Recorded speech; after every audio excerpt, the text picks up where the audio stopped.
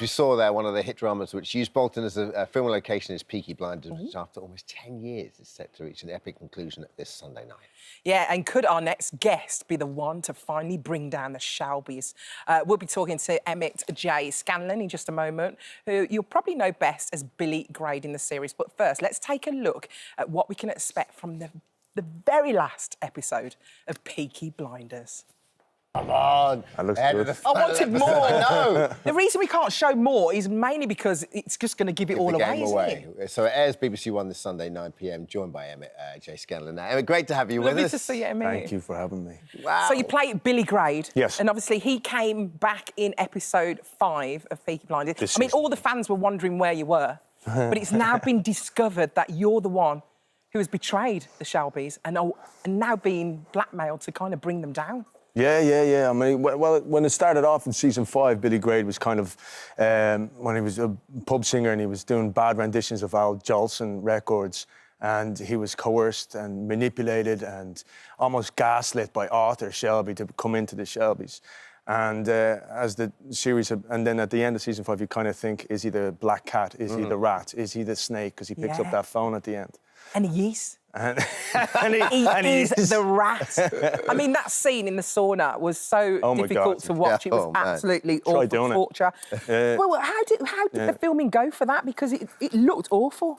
Yeah, I mean, it's a strange one. You know, one of my favourite quotes for acting is standing up naked and turning around very, very slowly. It's kind of this incredibly vulnerable art. In fact, it's not dissimilar to what you guys do as well, because you're putting yourself out there. You're exposing your soul to be poked and prodded, ridiculed and judged, etc., etc. Now I get that as a metaphor, but then to add on top of that, actually being naked in what was an incredibly cold Turkish bath brings that vulnerability to another 10 level. hours or It something. really was like torture. 10 hours, yeah. Let's go back a step. So so you know, you've been acting for a while, and then when you get the call, like pretty much midway through the Peaky Blinders life, like the cycle of Peaky Blinders to come on the show, like especially as an Irish actor and the Irish undertones of the show, you play it cool with your agent, or were you like, oh, okay, let me just get back to you? Oh my God, I'm a Peaky Blinders.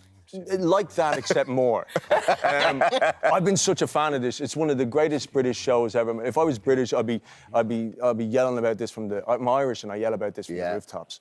It's just amazing. And I knew the director, so I'd done Butterfly with Anna Freya with Anthony Byrne beforehand, and then Anthony, sublime talent that he is, he got Peaky Blinders, and I texted him and I said, "Oh man, massive congrats on the show. Put me in it." And he said, "Don't worry, I have a part for you." Caps at the end. I have a part in mind for you. It's just you on the list, so that's how I got it. So what was it like actually working on the Peaky Blinders? Was it everything you wanted it to be? Has it been a great experience? Obviously, you was naked. And apparently he was on TikTok not all the doing time, that. though. Sometimes I would turn up with clothes. Not by my own choosing, though. Was it everything you expected it to be? Yeah, because I was such a fan of the show, and it's sensationally written and led by Killian, who's just brilliant. I'm watching, I'm like, God, I'd love to be part of this, but at the same time, I don't watch my own material. Sure. So there was that kind of catch-22 sort of thing going on. But to be part of that, to be a fan of the actors, to then go on set and to befriend those actors, and then to go and dance on set with their characters was a kind of like, it's a bucket list moment. Well, that's the thing. Like, so you joined Series 5, and then you look down at the legends. You almost forget that, like, how many great legends are on that show. Obviously, the great late Helen McCrory, Sam Neill, Tom Hardy. I mean, you know, I know you didn't work with all of them, but it just must have been like Kid in the Candy Store. That's amazing. And Stephen Graham in this season as well, a genius. Like, some of my favourite moments are with those very actors, and even with the Helen McCrory. I mean, like, the impact that she had on Peaky Blinders. I never got to meet her, unfortunately, never even got to dance with her, but for all accounts, what everybody talked about her, said she was a sublime human being and obviously a sublime talent. And her character, Polly, and Helen's spirit was very much entrenched in the last season, has been very much entrenched in the last season, season 6. And I'm pretty sure everyone would agree that without her, Peaky Blinders wouldn't be the beast that it was. Yeah, definitely. Yeah. And has it given you a, like, more appreciation for the Birmingham accent? I will say one thing. Well, when I auditioned for this, I auditioned with a Brummie accent. Did you? Yeah, I auditioned for it and it was sent off to all the powers that be. Thank you for saying yes, by the way. It was sent off to all the powers that be and they agreed. And I was like, fantastic. I got on the phone to Anthony and said, look, I'm doing this. This is great. Don't change the lines because it's such a hard accent. If you change the lines the last minute, I'm done. I can't improv. If one of these guys go off and improv, I'm done. Yeah. And he goes, it's probably going to change. And I went, well, have you ever had a Dubliner on Peaky Blinders? And he went, let me get back to you. And then he rang me back and went, you can be Dublin. We can do it. Oh, my God. You should have been a coach on Peaky. I could have. You could have just called me. Listen, Baba. Show me a little bit of your Birmingham accent. What did you do on that interview? Okay. Show me a little bit. Can you... I wish I could. Here's why I can't. We've got a script. It's not suitable for daytime TV. Oh, right, fair enough. Yeah, that's why I can't. We'll go with that. That's my out. That could have taken a turn. She asked. Yeah, exactly. Obviously, you won't give away what's going to happen to your character. No. But Or will you? I've already given away a couple of things when the camera wasn't rolling. So, but there's a movie in the offing, isn't there? Are you going to be in the movie?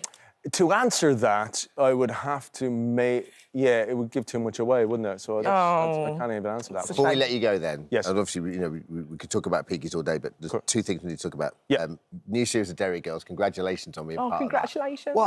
What a great show to be part of with Lisa McGee and those guys. Lisa McGee, she invited me back straight after we did The Deceived, and I always say that the only thing better than working with people you admire is being invited back to work with them again. That's so true. And it's happening more and more. And to be able to be part of that show, that was another bucket list. I did Peaky Blinders and Derry Girls in 1 year, and I was so blessed, full of gratitude for that. And Kin? That must be so lovely to do that back in Ireland as well. Another, it's a gangland show, Kin. It's on Amazon now, Kin for Family. And again, that was with Bronze Studios, and they invited us back to do 10%. There's an interesting thing with Irish drama. It seems to be kind of, since Love Hate, which was a huge show in Ireland, but not many people know about it over here, it seems to be kind of almost getting a Scandi noir reputation to it, you know? Especially Kin. It cleaned up at the awards there a couple of weeks ago, and it's beautifully shot and beautifully written by a guy called Peter McKenna. Check it out. It's really check it out. We will do. We can't let you go before we talk about donuts as well. Oh, so God. you brought in some donuts. It's a big crew seem to have inhaled. Thank you, Craig. So you and your wife have started a donut company during lockdown. Yeah, wonderful. Yeah. Plant-based artisan donuts. Basically, the reason why we did it is we wanted to give people a choice. We wanted to. There it is, that crazy picture. We wanted to give people a choice to show people that you don't need dairy to make delicious produce. That you can make just as good, if not better, without dairy, which I believe this is. I'll be all over that after the show, won't we? That's not going to last all. Thank you so much. Thank you so much. So excited. Thanks, Peaky Blinders concludes this Sunday, 9 p.m. on BBC One. Thanks, Emmett. So, Emmett. Good to have you with us. Thank you.